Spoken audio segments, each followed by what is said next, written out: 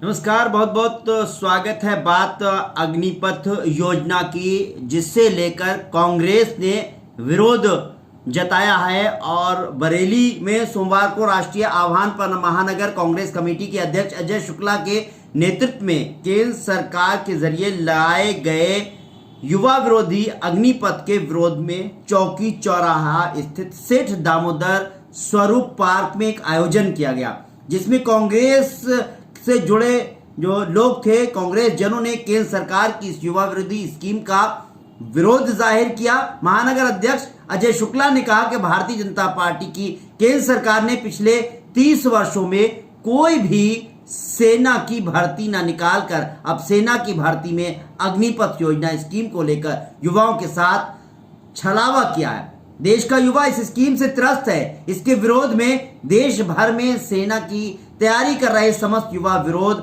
और प्रदर्शन कर रहे हैं, लेकिन फिर भी इस सरकार की कान पर जू नहीं रहेगी। अग्निपथ स्कीम, जिसमें हमारे युवा 4 साल सेना की नौकरी कर पाएंगे, लेकिन सरकार ने यह नहीं सोचा कि 4 सालों के बाद ये युवा बेरोजगार हो जाएंगे। उत्तर प्रदेश पश्चिम महिला कांग्रेस के अध्यक्ष स्वप्निल शर्मा ने कहा कि पूर्व में हमारे राष्ट्रीय अध्यक्ष श्री राहुल गांधी जी ने बताया कि यह स्कीम हमारे देश के युवाओं के लिए बहुत ही घातक स्कीम है। 4 साल बाद उन युवाओं को कोई रोजगार नहीं मिलेगा, वो बेरोजगार हो जाएंगे। उस समय हमारे देश के आगे विकट परिस्थितियां उत्पन्न हो जाएंगी, देश में आर्थिक अस्थिरता उत्पन्न हो जाएगी। प्रदेश प्रवक्ता कुलभूषण त्रिपाठी ने कहा कि हमारे देश के नौजवानों को मोदी सरकार ने छला है। यही नहीं, मोदी सरकार भविष्य में भी अन्य सरकारी नौकरियों में भी संविदा सिस्टम लागू करने की योजना में है। मोदी सरकार पूर्णतः युवा विरोधी सरकार है। मोदी सरकार को युवाओं के हित में इस स्कीम को तत्काल प्रभाव से वापस लेना चाहिए। कार्यक्रम में कांग्रेस के कई नेता और पदाधिकारी मौजूद थे। अब कांग्रेस का इस विरोध का क्या असर होता है, देखने वाली बात होगी। फिलहाल इसमें इतना ही। नमस्कार, सत श्री अकाल, आदाब अर्ज़ है। जाते जाते आपसे बस यही इल्तिजा है, हमारे चैनल को लाइक कीजिए, सब्सक्राइब कीजिए और वीडियो पसंद आए तो इसे शेयर कीजिए। नमस्कार। आज ये बीजेपी की जो नीतियां हैं, जो भारत की जनता को गुमराह करके जिस तरीके से ये योजनाएं ला रहे हैं, उसके विरोध में आज पूरे हिंदुस्तान में इसी तरीके का विरोध हो रहा है। आज ये नया एक झूठ और लाए हैं। अग्निपथ को बताना चाहिए कि मोदी जी, आप ये जो चीज़ें लाए हैं ये गलत हैं। देश की सेवा के लिए हमारे किसान, हमारे बेरोजगार लोग आज बैठे हुए थे, वो चाह रहे थे कि हमारा भी अपॉइंटमेंट हमारा सेना में हो, और सेना में होने के बाद 4 साल के लिए आप अपना खाली अपॉइंटमेंट कर रहे हैं। 4 साल के बाद वो हमारे बच्चे कहाँ जाएंगे, फिर वो बेरोजगारी। आज मोदी जी सिर्फ बेवकूफ़ बना के सत्ता को हथियाना चाहते हैं।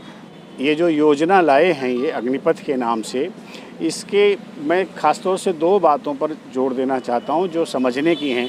एक, ये लोग कहते हैं कि दुनिया के कई राष्ट्रों में ये योजना लागू है, पर दुनिया के दूसरे राष्ट्रों की जब ये बात करते हैं तो 2 चीज़ें ये भूल जाते हैं या उनका जानबूझकर जिक्र नहीं करते हैं। पहली बात, जिन देशों में ये लागू है वो आर्थिक रूप से संपन्न देश हैं और वहाँ 2 तरीके से योजना लागू है।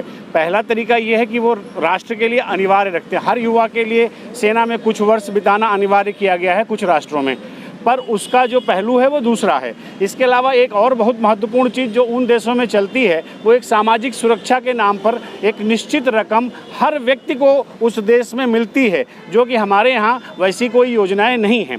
तो ऐसे में वो अग्निपथ की योजना अन्य देशों से उसकी तुलना करना बिल्कुल बेमानी है।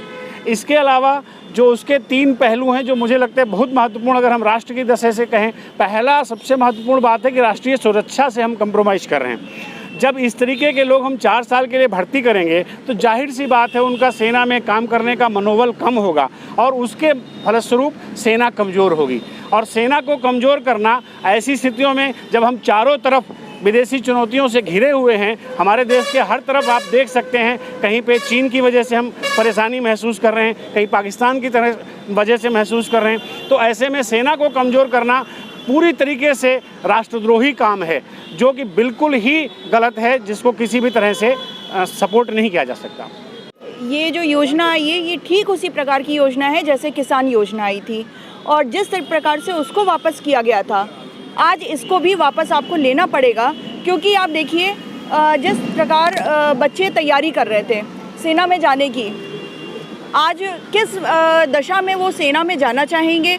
क्या आप सेना में 4 साल के लिए जब भर्ती करोगे उन बच्चों को, तो आपको लगता है कि कोई मनोबल बहुत अच्छे तरीके से वहाँ पे जाके कार्य करेगा? क्योंकि जब तक आप ये सोचोगे और जब तक आप परिपक्व होगे, वो बच्चे जो सेना में आ जाते हैं और 4 साल के हिसाब से आते हैं, जब तक परिपक्व होंगे, जब तक दृढ़ निश्चय के साथ आगे बढ़ेंगे, तब तक तो उनके जाने का समय आ चुका होगा।